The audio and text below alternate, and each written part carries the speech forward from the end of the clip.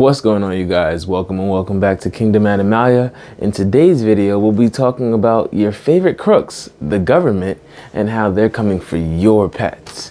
Let's cue that intro and we'll get right into it.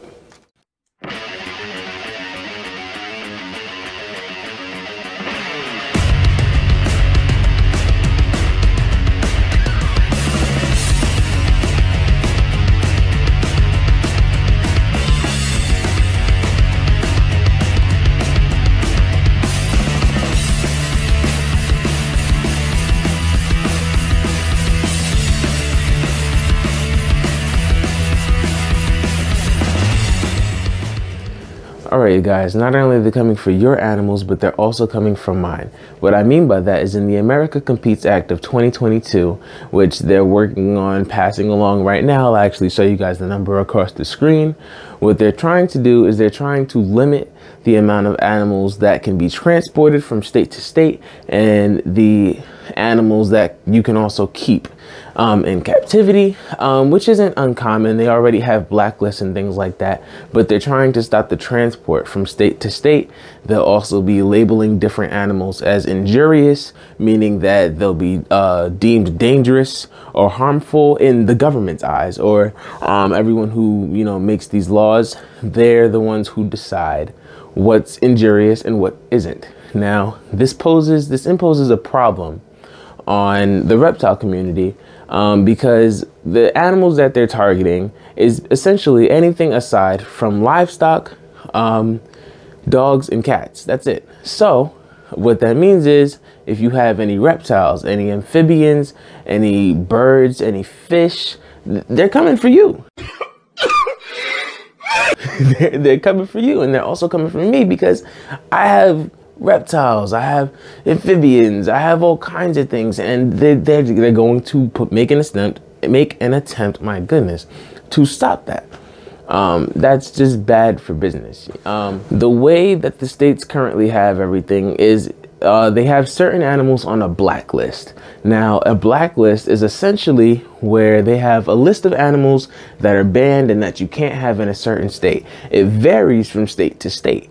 So, for example, in Florida, you can't have reticulated pythons, Burmese pythons. I believe they started to change whether or not you could have iguanas or not. I'm not 100% as to where that went, so I won't comment on it. I also, another example would be in Atlanta, I believe you're not supposed to have any birds at all, last time that I checked. And they also have, you can't really have any native non-venomous species that are there. Like, you can get certain licenses and things to try to get around it, but it doesn't always get you very far. And it's a lot of hassle to go through. So, like I was saying, every state has a different blacklist, a different set of animals you can have here, but not here. Now, what they're trying to do is move that to a whitelist. Think about that for a second. If they're moving things from a blacklist to a whitelist, that means that the whitelist has to be so small, the whitelist being animals that you can have in a certain state or that you can transport and things like that. The whitelist has to be so small that now the blacklist is just going to be everything else, right? So that's essentially exactly what they're doing. And they're determining what animals will be getting put onto the whitelist. This is a problem because they can deem anything as an injurious animal. They can deem your ball python as an injurious animal. And as I've shown you guys, and I'm sure many other YouTubers have shown you guys, ball pythons are pretty much harmless. they're harmless. They don't do anything to anybody. They can bite things, anything with the mouth can bite, but it's like, that's not a certain animal that you shouldn't be able to have in captivity. In addition to that, they're going to be stopping the transport. So what that means is zoos, pet stores, aquariums, things like that, places where you order reptiles and they get shipped to you, though that's all going to stop. It's going to put an end to all of it.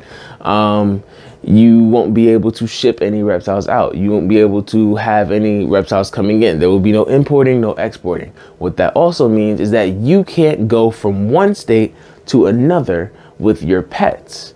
So that whether you're going on vacation or you're moving, it doesn't matter to them. They do not want you to bring your pets at all. If you get caught, so you may be one of those people who are like, nobody's gonna find out if I have this, nobody's gonna find out if I have that. I am the one, the way your son don't need a... I was one of those people once upon a time. It's not gonna get you very far, because if somebody does find out, what's gonna happen is you can receive a $20,000 fine. Now, I don't know about you.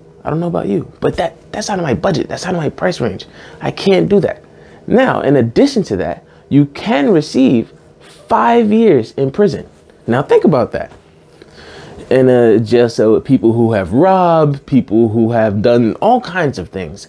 And you're in there for having your bearded dragon or bringing your ball python to Pennsylvania with you if you live in like New Jersey. Like this is a big problem for the reptile community as a whole. So anybody who has any career goals revolving around breeding reptiles, selling reptiles, keeping reptiles, breeding amphibians, same thing, amphibians, fish, the whole nine. Basically anything you want to do with animals in general, they're going to put an end to that. Now, the other problem with them being able to decide what animals you can and cannot have would be, these are people who don't really know what they're talking about, in which case they have no real business being able to decide what you can and cannot have. Now, they're taking away that freedom from you, and they're lacking the knowledge to be able to make a better decision for you as well. My personal opinion, you're automatically doing it wrong by banning an animal. You can limit the amount that gets imported and exported, sure. You're also doing it wrong by banning anything other than a cat. If you have cats, you're doing it wrong. If you want to ban an animal, ban cats. Now, I'm not saying that they should. I love cats. Personally, I've had a cat. I've had plenty of cats. I love cats. I'm not saying that they should ban cats, but I'm saying that a few of the many reasons that they'll do things like this will be because they're trying to stop invasive species, they're trying to save endangered animals and things like that, and they're just going about it in the wrong way. One of the main animals that get in the way of that, cats. Cats, they eat birds, they eat bird eggs, they do a lot. They do a lot. That's a video for another time, if anything. But yeah, that's just bad for business. So as I was saying, you won't be able to move anything from state to state. You won't be able to keep anything in your house. It's just, they're coming for you. They're coming for me. They're coming for us. It's just, no. So as I was saying, this can be a very big issue.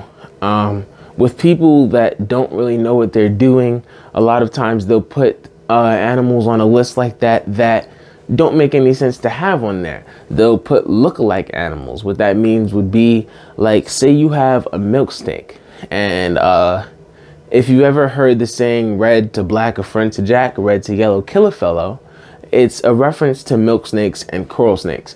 In the United States alone, you can't really use that everywhere, but what those are milk snakes. Now, there are coral snakes, which I'll show you a picture of, and there are milk snakes. And if you look at the pictures, they look very, very similar. Only coral snakes are a venomous snake, and coral snakes are fully capable of killing you or just bringing you in harm's way. Now, they're going to say, well, this milk snake looks a lot like this coral snake, so you can have a coral snake. You may have a water snake, and they're gonna go, this northern brown water snake, for example, looks a lot like this copperhead.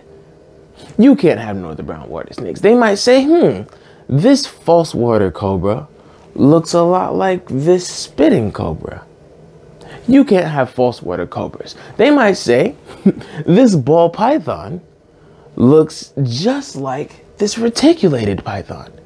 You can't have ball pythons. This is the problem. This is the problem. I'm making a joke out of it, but it's very serious. It's an ongoing issue, and we can't let this happen, basically. So, if you don't know already, the way that these things work is each bill, the bill has to go through a number of people. Right now, it's being passed to the Senate. I believe after that, it will be passed on to the president, if I'm not mistaken. That's not my specialty, but I'll show you the basically where it goes from place to place. It's currently working on going to the Senate. What this also means is that you will not be able to, say you live in New Jersey and you have a specialized vet that's in Pennsylvania, right? Unfortunately for you, you can't bring your animal to that vet anymore. Say you live in Georgia and your specialized vet is in Florida. You cannot move your animal from state to state. And if you get caught, you will be in a lot of trouble. So what we can do is we can all write letters to our Senate. Now, a lot of you may be like, oh, I don't want to write a letter. I don't want to write a letter, which is fine. I don't want to write a letter either. They have templates that you can fill out. You have to put nothing but your name and then email it to your Senate. It's simple. There are websites that will help you find what Senate to email. Now, I'll put all of these links into the description and things like that for anybody who needs it. I do hope that everybody is able to participate and help in any way that they can, because this is really important, you know.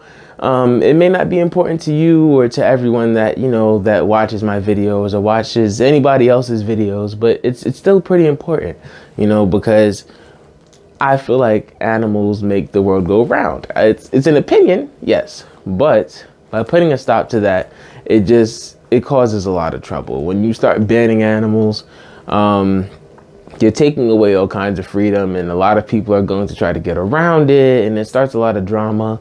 Now, this video is not sponsored, but if there's anybody that you would like to say thank you for helping you fight these kinds of things, I would say that you can support by purchasing a membership from USARC. Now, I actually don't have a membership with them myself, but anyone else can. Just because I don't have one doesn't mean that you can't have one, doesn't mean that you shouldn't choose to have one. What I do with my money, what you do with your money, what I have to spend, what you have to spend, may be two completely different things. So if you have $40 to spare, you can buy a membership, you'll get a badge and things like that. But basically, my point is, if you just want to say thank you to anybody, you can say thank you to USARC because they are the people who go above and beyond to make sure that we can get laws and bills and amendments and things like these that are coming about. They're the ones who are making sure, or trying to make sure, that they don't get passed. They have stopped other bills and nonsense laws that people have tried to pass, well, the government has tried to pass before, so it's not like this is a new thing. But, you know, I'm just saying, if there's anybody you want to show some appreciation to, it would be them, because they do a very good job at trying to assist. Like I said, there will be links in the description to be able to help you out if you're struggling or you don't want to write a letter and you just want to keep life simple. Just put your name on something, email it in, same thing, all of that good stuff. That will all be in the description below. If you guys do help out, I say thank you. If you have made it this far throughout the video, I'm also saying thank you.